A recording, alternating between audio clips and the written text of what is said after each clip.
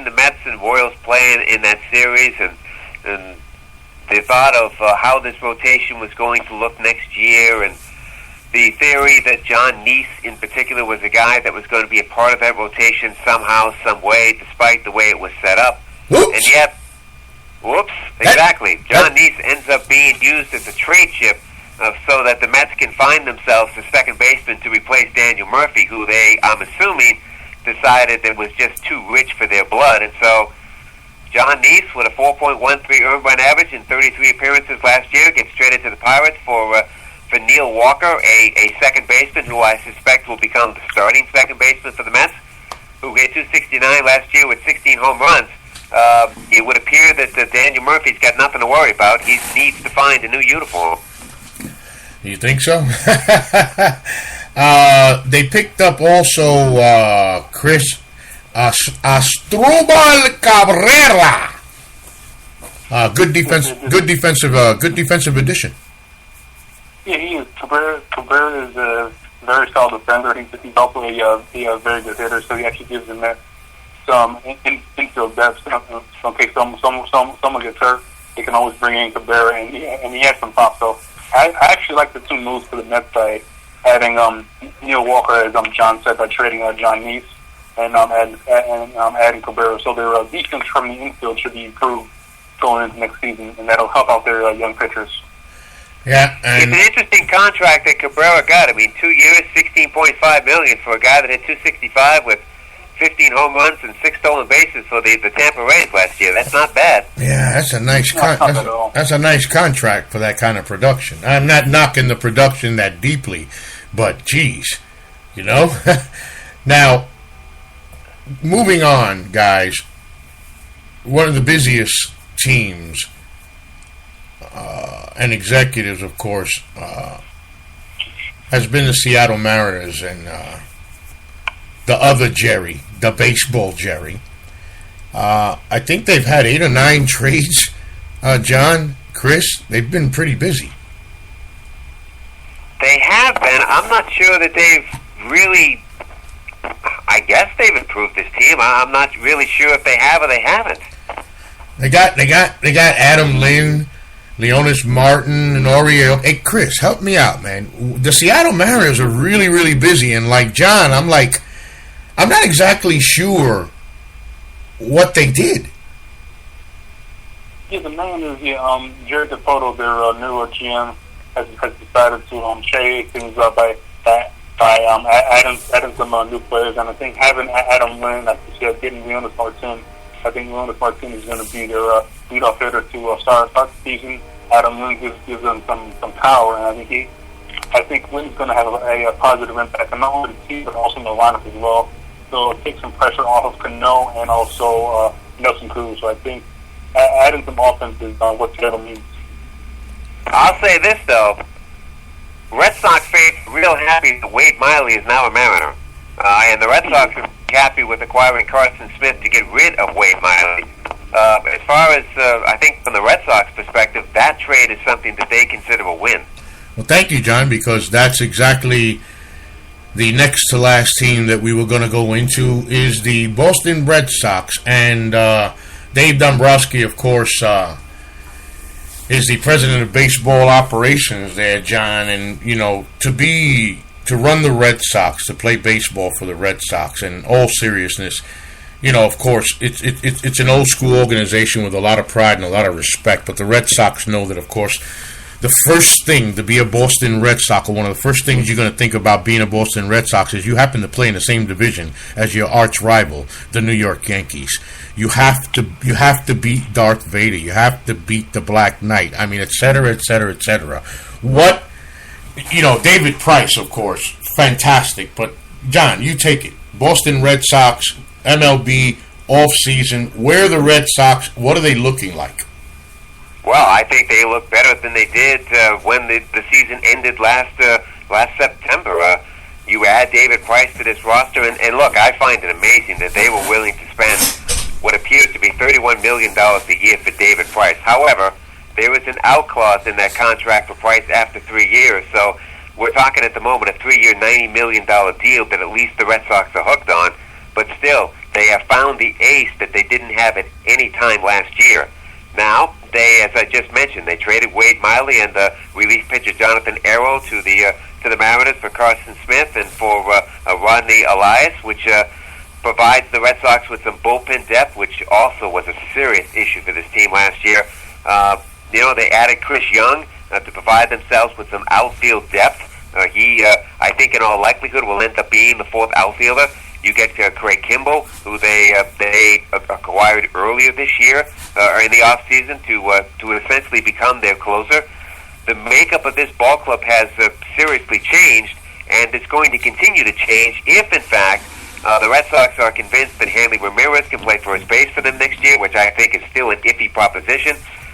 You're going into the final year of David Ortiz's existence with the Red Sox, and so I don't think the changes will stop, but I think for now this is a better ball club than it was that ended the season a year ago.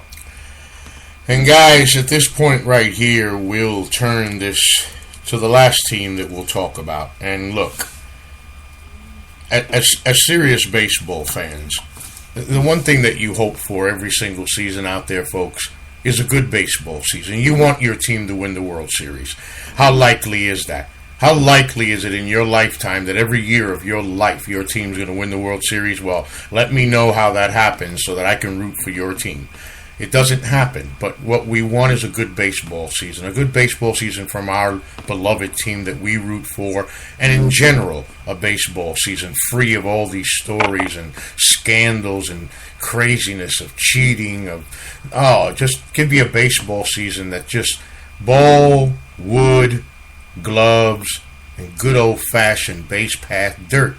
And what makes it so special, guys, is when you see a baseball team literally dig deep down to reconstruct an image that has lasted over a century, an image of losing, an image of everybody knew that when you went to Wrigley Field, game in and game out, enjoy it.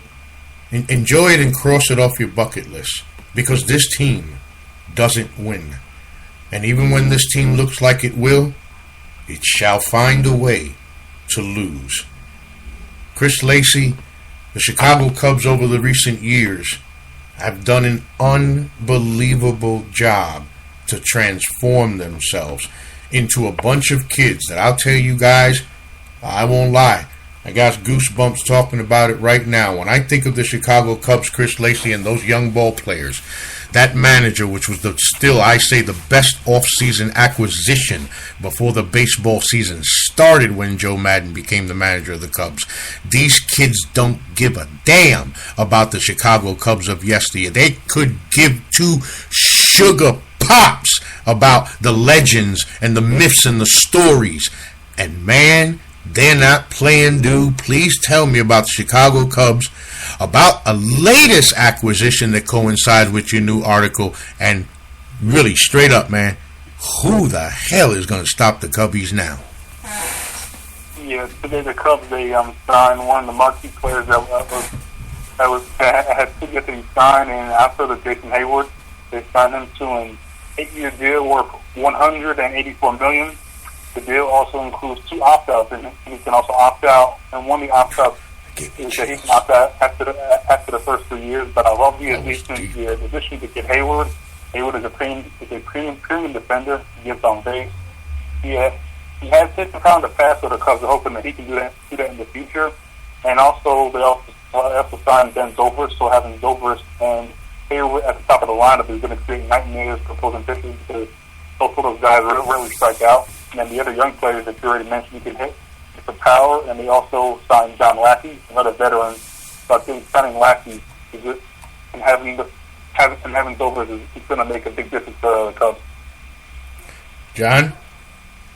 I'll tell you what, the sneaky deal that I like that the Cubs made, other than the free agent signings, was trading Sterling Castro to the Yankees to get themselves Aaron Warden. Aaron Warden was the guy that last year 7-7, a 3.29 earned run average, making 17 starts, pitching in 43 games overall. He adds depth to that either rotation or that bullpen, depending upon how Joe Madden wants to use him. Castro was a guy that hitting .265 with 11 homers and 69 RBIs.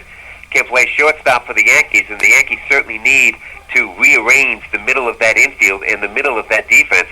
That's a trade that I think could end up being a win-win for both teams, but I do think that that's one of the sneaky deals that Theo Epstein made that maybe does go unnoticed based on the signing of Heyward and of Lackey and of Ben Zobrist. But Chris, the Cubs aren't finished yet, because I think the Cubs are still... No, they need I think it's a center fielder, a starting pitcher, maybe another piece or so, Chris. I'm sure they got other things. I believe you mentioned that too to me in mind. Yeah, they do.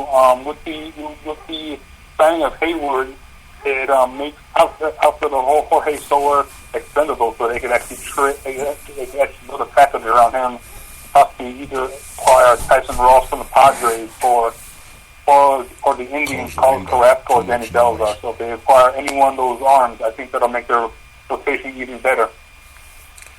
Okay, Chris, so where does Adam Warren fit in? Is he a starter for this team, or is he a part of that bullpen? I think knowing Joe Madden, he'll use them both ways. Yeah, I was going to say that. As soon as you asked that, I thought you did that real good, Chris, because I thought about Madden and his managing style, and he's got a pitcher right here that can do. It's not like the guy has a strength of one or the other. He can do either or. And knowing Madden the way he manages, I see Madden him using as often as he can in both positions, John.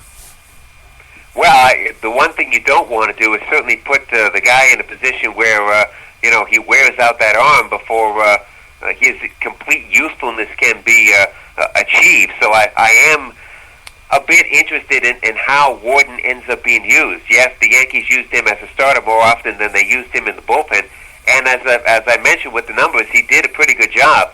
I think the National League is probably a better league for a guy like Adam Warren to be a part of, just because you don't have to deal with the DH.